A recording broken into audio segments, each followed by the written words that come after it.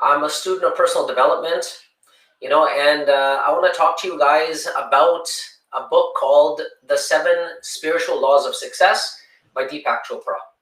And the reason why is because I was able to get a lot out of it, and I'm hoping that you guys will be able to, maybe grab a tidbit or something, or get an idea or something from what I'm about to tell you, and perhaps you guys can get some sort of a benefit out of it as well, just like I did. I'm a student, of personal development. I don't have all the answers. I'm a work in progress, just like everybody else. But I love, trying to find answers, trying to get answers. And I love sharing that information, and I'm hoping that by sharing this information with other people can also benefit from this information, just like I have. So without further ado, I want to summarize the 7 spiritual laws of success by Deepak Chopra for you guys. Okay. So first of all, just a little bit of background about myself. Originally I got into personal development many years ago, and when I first got into it, I made huge breakthroughs right away, because certain concepts that I hadn't, been involved with, or, that I didn't know about at all, such as goal setting, certain time management principles. When I first learned about them, it made me sort of have quantum leaps. I was in a sales career. It made me, achieve sales targets and, increase the amount of income and everything that I was making. But eventually what happened is that my personal development sort of stalled, at a certain level. And so, part of the reason why I call this channel the Body, Mind, Soul Project is because when I first got into personal development, I was all about fitness, the body, and I was all about mind, reading as much as I could, trying to get the information, trying to learn things. And like I said, it was able to take me places, but eventually I reached a plateau that I wasn't able to sort of transcend. And eventually, the way that I was able to transcend that plateau is I started to get into spirituality, and that was sort of the missing piece of the puzzle for me. I believe in holistic personal development. And what that means is that you're only as strong as your weakest link, and there's at least 3 parts to it. There's your fitness and health. There's, the information and everything that you're getting, your attention and your intention with your mind. And then there's your soul, your spirit, the spiritual side of it. So when I got into the spiritual side of it, that's when I was able to make further breakthroughs, and able to sort of make paradigm shifts and break ceilings that I had above my head. One of the books that sort of led me down the path of spirituality that I read before I even got into it, that almost sort of convinced me to get into spirituality, was this particular book, The 7 Spiritual Laws of Success by Deepak Chopra. Okay. So, like I said, you're only as strong as your weakest link when it comes to personal development. So ask yourself, what is it that you're focusing on? Maybe you've already focused on spirituality quite a bit. Maybe you already focus on learning and things like that, but you've been neglecting your body. Maybe you've been taking care of your body and your spirituality, but you haven't been getting all the information that you can. So find where your weakest link is and try and fill that gap. Okay. So, and so whether or not, some people, they're not really spiritual. Like, for example, myself, initially, I don't really believe that I was a spiritual person. I wasn't a religious person at the time. And, I was all about science. I wanted the facts and things like that. But the truth is that there's no way for us to have all the answers. The science just doesn't have all the facts of our universe. Our universe is too vast. There's too much that we don't know. And one thing that we know for sure is that there is more than meets the eye. There's the power of creation. It's like when a farmer takes a seed is an inanimate object. A seed is not alive. A seed is like a piece of matter. The farmer plants the seed into the ground, into the soil, and that seed, which is an inanimate object, becomes an animate object. It becomes alive. That's the same as this desk that my computer is on. All of a sudden, this desk somehow becoming alive, if you think about it. Now, the farmer doesn't understand, how this happens. He doesn't know how a seed turns into a crop that he can harvest. but he doesn't need to know. All that he needs to have is a little bit of faith, And when you start looking at it like that, I don't think that anybody can doubt the fact that there's an underlying power out there, that there is a power of creation, and it doesn't necessarily mean that you have to buy into what Deepak Chopra is saying or any religion. You can have your own spirituality, but just understand that we're part of this huge universe and we're connected to it somehow, okay? So let's get into the spiritual laws of success, okay? So number one, the law of pure potentiality, okay? Now science has basically proven that all matter is made of energy. When you look at matter and you notice that matter is made of atoms, and then you crack those atoms open and then you look deeper inside, you notice that there's subatomic particles. And then if you continue looking deeper inside, you notice that there's really nothing but space and energy.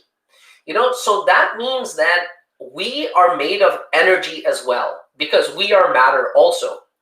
So if we are matter, that means that I and this cabinet are actually made of the same thing. We're both made of energy, okay? Now, in Eastern spiritual, practices, such as Taoism, Zen Buddhism, and yogic philosophies, they believe that energy and consciousness are basically the same thing. What that means is that energy and thought are the same things, okay? So Deepak Chopra elaborates on this further by saying that if thought is energy and this whole world is made of energy, that means that our thoughts are things, and that we can manifest things in this world just simply by the way that we think.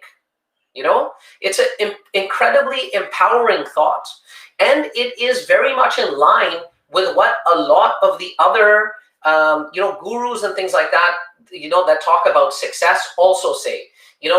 Many of you guys may have heard of something called the law of attraction, which means that whatever it is that you have in your mind, whatever it is that you think about a lot, you attract into your existence. So, this is a very, very old concept. And even though, the yogis and things like that originally started talking about this thousands of years ago, they weren't talking about it from a success point of view.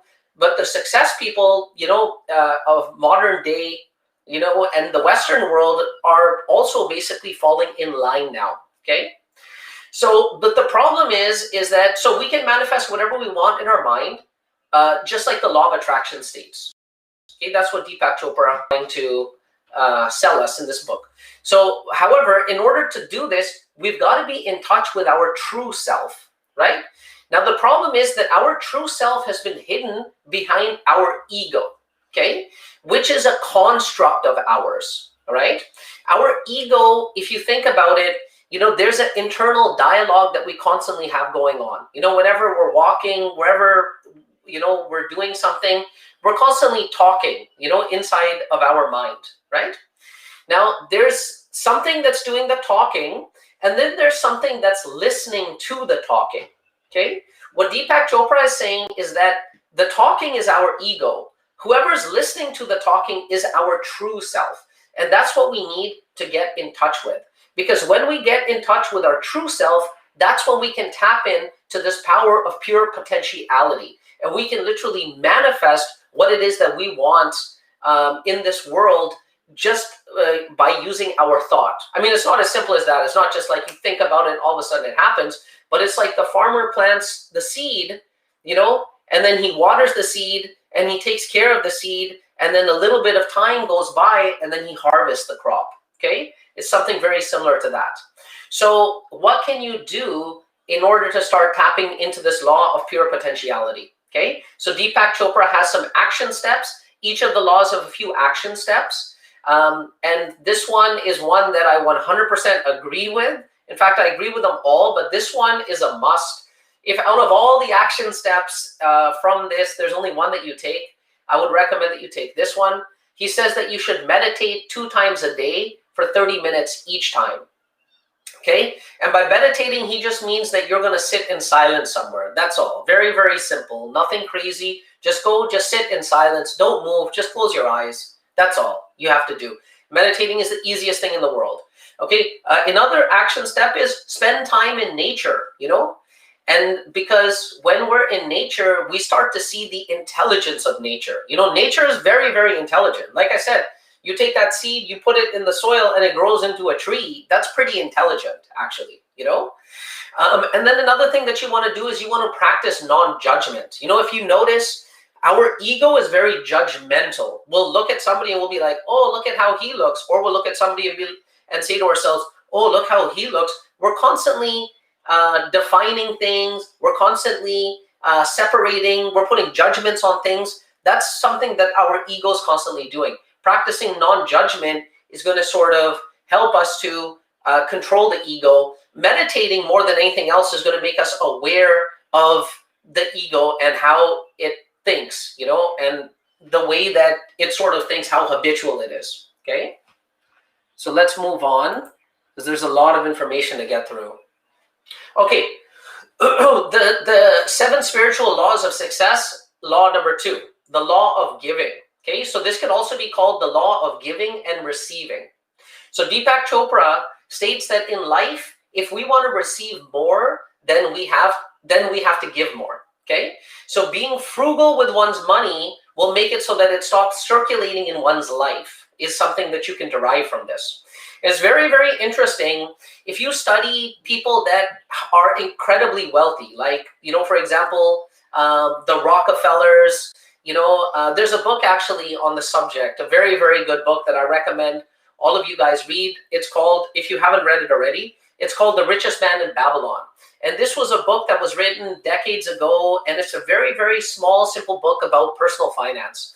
And it basically has a bunch of rules that if you want to become wealthy, these are the rules that you do. So I was reading this book and I was expecting, the same old stuff, like take 10% of your income, invest it here, take 10%, invest it there. And that was there too. But what surprised me is that the first rule in the book was take 10% of everything that you earn and donate it to charity. Okay. In the Muslim religion, they say that 2.5% of everything that you have should be donated to charity as well. Okay. When you donate like that, what that does is it creates a wealth consciousness. Okay. What I mean when I say that is that it creates a mindset of abundance in your mind, as opposed to a mindset of scarcity. Somebody that is always frugal, and doesn't think that there's enough money to go around, he's not going to be open to all of the possibilities out there to make money. If you constantly think that there's not enough money to go around, when there's an opportunity for you to make money out there, you might not notice it. But if you come from a wealth consciousness where you believe that there's an abundance, of money and things out there, then when opportunities to make money are in front of you, you're going to notice them. Okay. So this is very, very similar to another law of success called the law of reciprocity, okay? Which states that whatever you want from somebody, you have to give it to them first, all right? So if I want somebody to love me, the best way for me to get them to love me is to love them, If I want somebody to be my friend, the best way for me to get them to be my friend is to be a friend to them, okay? So giving is how it is that we receive more in this life. And this is a beautiful thought, actually. The word affluence comes from the word affluer. I believe it's a French word, which means to flow in abundance. Okay. So once again, it's about this wealth consciousness and this idea of abundance. And one of the ways of being in tune with this idea of abundance is to give freely, to not be frugal, to be generous. Okay. One of the most powerful things to give are non-material things, such as attention, affection, caring. You don't have to give money. And Deepak Chopra says that every person you come in contact with, give them something. It could be a flower. It could be a prayer. You see somebody, at work, and after you talk to them, as they're walking away and you're walking away from them, do a silent prayer for them and say, God bless that guy, right? Something like that. And so basically stopping the flow of anything where you're not giving, you're basically stopping the flow, is like stopping the flow of blood, Okay, if the flow of blood stops in our body or clots up or something or coagulates, that's when we die. And the same thing applies, to the universe. The stop of flow of anything makes it so that it no longer comes back to you. So wherever you go, give a gift. It doesn't have to be a material gift. In fact, non-material gifts are even more powerful. Keep the wealth circulating. Be generous. Donate money if you can. And then gratefully accept all gifts, right? Gifts that people give you, never be ungrateful, right, about them. Be very, very grateful, including the non-material gifts as well. All right. Number 3, the law of karma, okay, also known as the law of cause and effect, right? So this is similar to the law of giving and receiving. What it basically means is that everything that we have in this world is an effect, okay? And it's an effect of something, that caused it. And what caused it? So for example, everything that I have in this world, the cause of it were my day-to-day actions and my decisions over so many years, okay? So that's what basically karma means, that we create the world around us because of the decisions that we made before. A lot of people think that karma means that when I die, I'm going to be reincarnated as like a mouse or something, depending on how I live this life. That's not how Deepak Chopra talks about karma, and neither does Sadhguru in Inner Engineering. They talk about karma as, understanding that you are responsible for your life, that everything in your life right now was created by you. Your life is the effect, and what you've been doing up to this point has been the cause, okay? So like I said, it's similar to the law of giving and receiving, in that what we put out into the universe is what we're going to get back, okay? So if we circulate, for example, negative energy, eventually negative energy comes back and circulates to us. So if I'm constantly thinking about negative things or things that I don't want to happen, then things that I don't want to happen are going to happen to me. Because our body and our mind is almost like a tool that is there to bring about what it is that we want and what we think about. Let me give you an example. If I go and I'm standing at the edge of a cliff, and then I look down and I see the waves crashing, hundreds of feet below, and this like rocky sort of a beach. If I was to fall, I would die. Now, if I stand there and I keep thinking about me falling, and I keep thinking about my death, what's probably going to happen is my legs are going to start to shake, okay? Our body is going to manifest what it believes we want, and what it believes we want is what we're thinking, okay?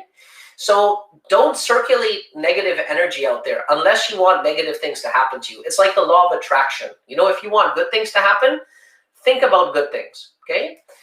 And use your heart as a bellwether to tell you if what you're doing is making the right choice. So part of the law of karma is basically about understanding that every choice that we make, whether the choice is a big choice or a small choice in our perception, every choice that we make has consequences, And so whenever we're making choices in our life, we need to be conscious of those choices, okay?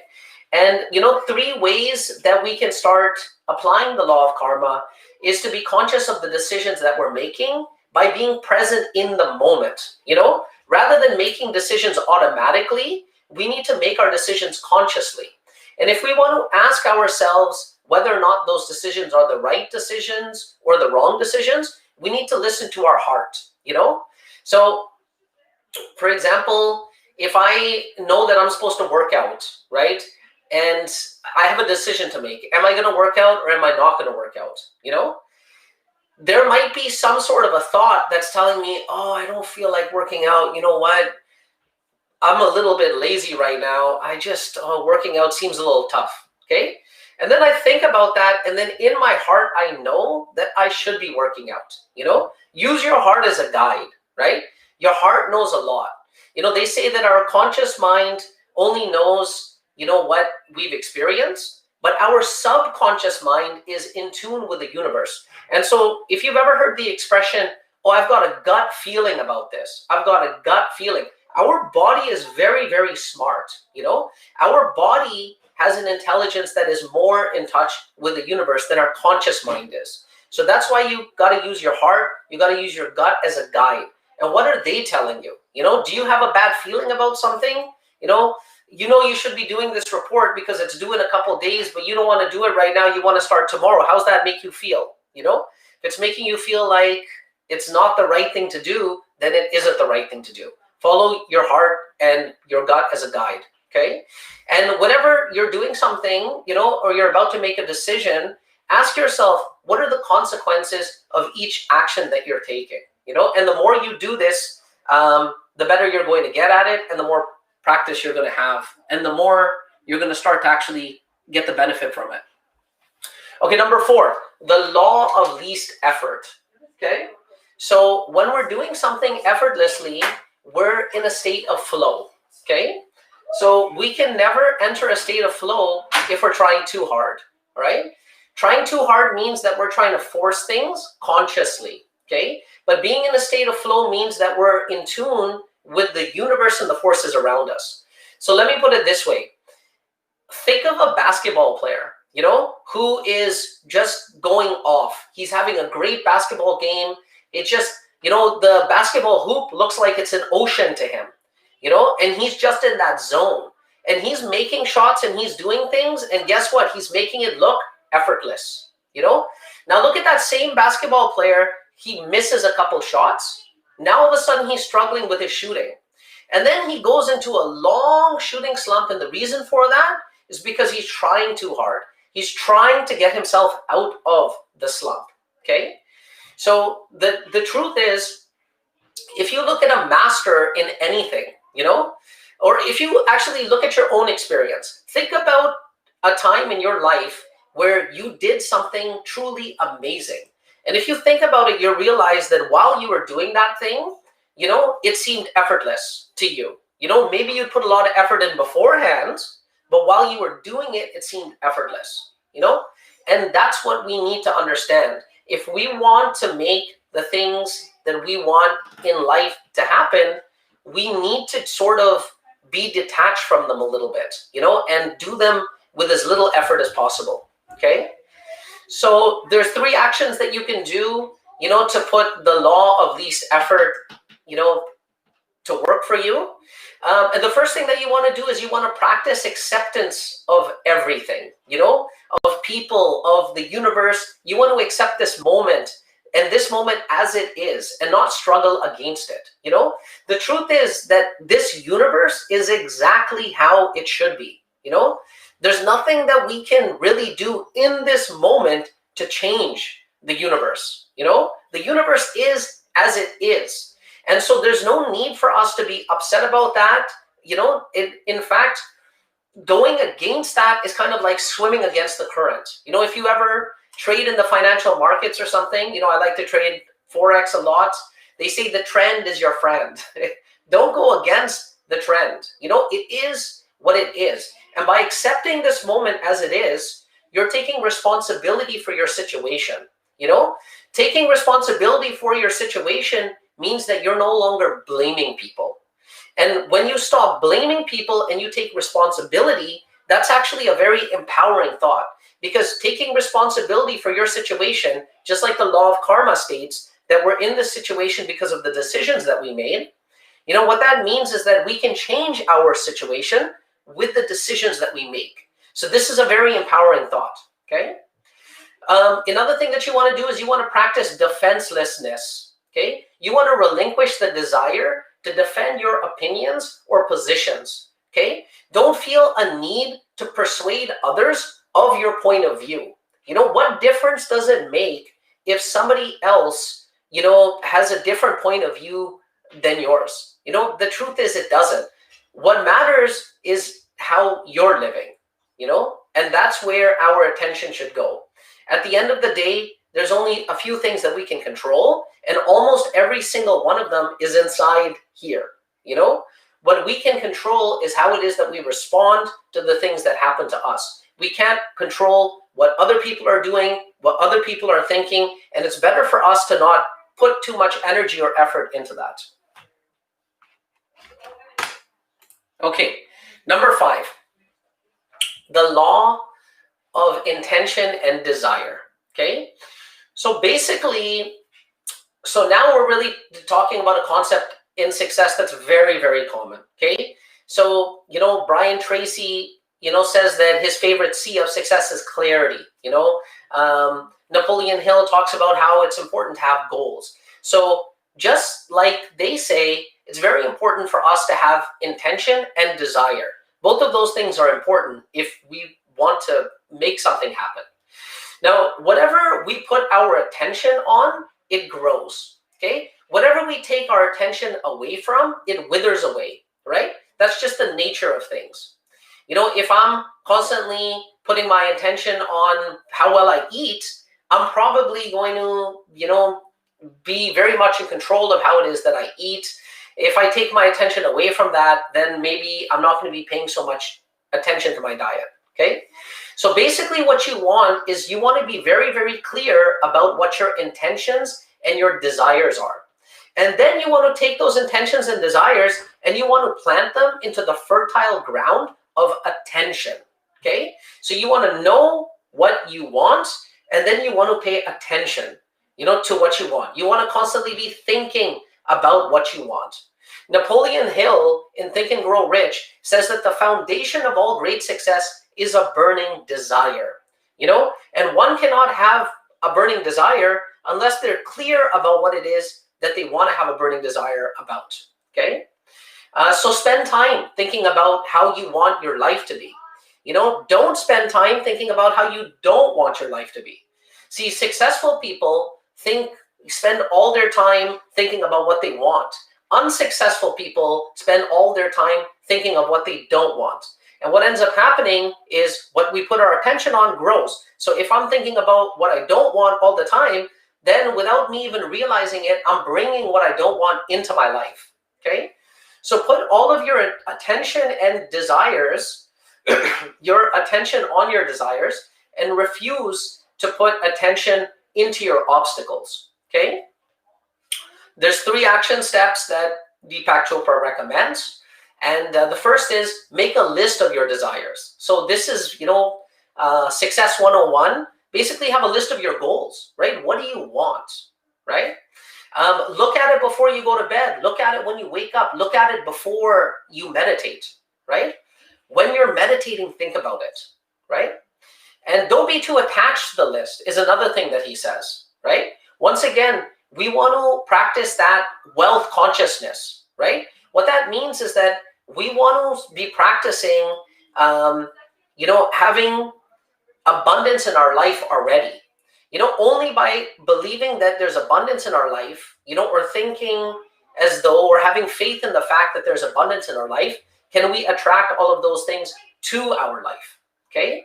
And the way to do that is to practice non-attachment. We don't, once again, it's the law of least effort and everything. We want to have the intention and then we just want to let it go and have faith. It's like the farmer plants the seed, he waters the seed, he takes care of the soil, and then he lets nature take its course. And it's the same idea, okay? And then another thing that Deepak Chopra says is don't care too much about what other people think. Once again, that goes back to what we were saying about the things that you can and can't control, okay? So that's number 5. So the 7 spiritual laws of success, number 6, the law of detachment, okay? So the way to achieve, or obtain anything is to relinquish our attachment to it, and we touched on this on the previous law. So once again, we want to practice the law of least effort, right? We want to be clear about what our intention is. We want to have our desires, okay? We want to focus on those, but then at the same time, we want to detach ourselves from the result. Because say, for example, I have a desire, to, maybe I'm going into a boardroom or something like that, and I'm about to make a big presentation, okay? And I have a desire to do really well on that presentation, okay? I can't attach, my livelihood and how it is that I feel afterwards to that desire. Because the truth is that I don't really have any control over it. Other people have control over how they're going to respond to my presentation, Okay, all that I can do is the best presentation that I possibly can. At the end of the day, in the infiniteness of the universe, that presentation doesn't mean anything. It's not what's going to make me happy. It's not what's going to help me realize myself, as a person or my potential. And so that's something that we've always got to be cognizant of. In the big picture of things, little things like that don't actually matter that much. Okay, so we need to detach ourselves from the result. So we need to have the intention, we need to have the desire, we need to pay attention to it, and then we need to detach ourselves from the result. Okay, and what that means is having a little bit of faith. This allows you to relax and see the opportunities as they come. And being relaxed means the law of least effort means that you're going to be able to get into that flow state. If you're constantly tense about, oh, I really want this to happen, I'm so tense about it, you're going to be trying too hard, actually, and then it's not going to come to you. So once again, wealth consciousness, it means being in a state of abundance, right, already, not after getting what you want, because we're going to get what we want by being in a state of abundance, right? So it doesn't mean that we don't work, right? It doesn't mean that we're not going to have an intention, have a desire, put our attention on it. It doesn't mean that at all. It just means that we're going to detach our happiness from our desires. So the few action steps that Deepak Chopra recommends here is commit yourself to detachment. Okay, in the day-to-day, just little things that would make you upset or really happy, just detach yourself from them. Realize that in the big picture of things, in the infiniteness of the universe, right, these things, they don't matter that much, right? And accept the universe as it is, right? And don't try and impose anything to it, right? The universe is exactly how it should be in this moment. In this moment, it can't be changed. This moment is, eternal, and it literally, there's nothing that we can do about this particular moment, okay? And then another thing that he says is that uncertainty and opportunities, you need to factor that in. You need to understand that that's, part of the cosmic dance, and that it's beautiful, the fact that there's uncertainty and there's opportunities out there, right? And, there's an ecstasy in accepting the field of all possibilities, okay? So I know this is really deep stuff, and I really recommend reading the book, okay? This is a difficult subject for even me to speak about, to tell you the truth, right? Because there's a lot, to think about. It's very difficult to sort of get all of the ideas across in a short presentation like the one that I'm doing. Okay, but we finally made it to the 7th law of success, and the 7th spiritual law of success is the law of dharma, or purpose, okay? And it basically states that everybody has a purpose in life, and true success can only be achieved when one is doing something that is in harmony with one's purpose, right? So whatever our purpose is something that we're also going to excel at naturally. So the thing that we excel at naturally, is something that we can potentially be very successful in. So one way of being successful is to identify what our purpose is, what we excel at, and do that. Pretty standard stuff, okay? When we're doing what we love and what we see as our purpose, and then we combine that with a service that we do to others, right? Or that we give to others, I should say, then we feel a fulfillment, okay? And that fulfillment that we get from the service of others, doing what our purpose is and what we excel in, is the ultimate goal of life and what real success truly is, according to Deepak Chopra. And it's difficult to argue with that. And then, so how, can you practice the law of dharma or purpose? Ask yourself daily, how can I serve, right? What are my unique talents? Ask yourself that, right? What is it that you do effortlessly? What do you excel at, right? And then pay attention to the spirit inside you. Pay attention to your heart. Listen to your heart, for guidance, right? To find out what your dharma or purpose is.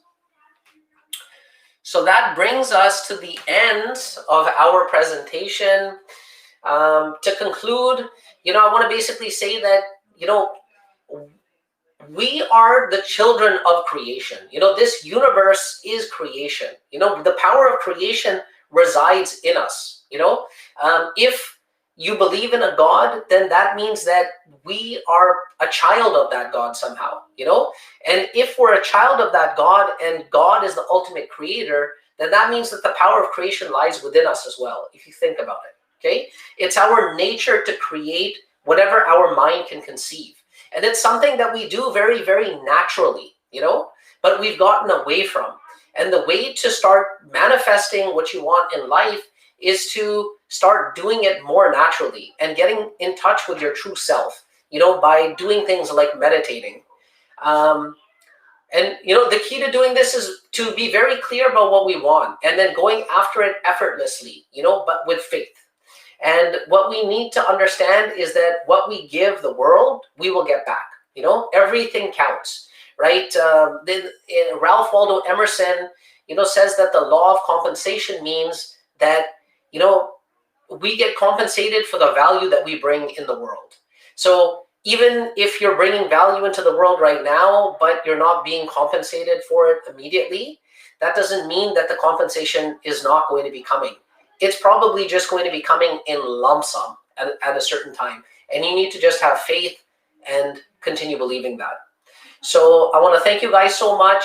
Once again, I'm just a student of personal development. I don't believe that I have all of the answers or anything like that. This is something that I was able to get a lot out of. I was able to make tremendous breakthroughs and overcome a lot of things in my life because I got into personal development and read books like the 7 Spiritual Laws of Success. And I'm just hoping that people can get some benefit out of it, just like I have. If you guys did get any sort of benefit out of this, please subscribe, please like, and please follow on Twitter so that when I release more content like this, which I do every day, then you guys will get notified. Okay, I want to thank you so much, and I hope that you guys stay blessed. Bye-bye.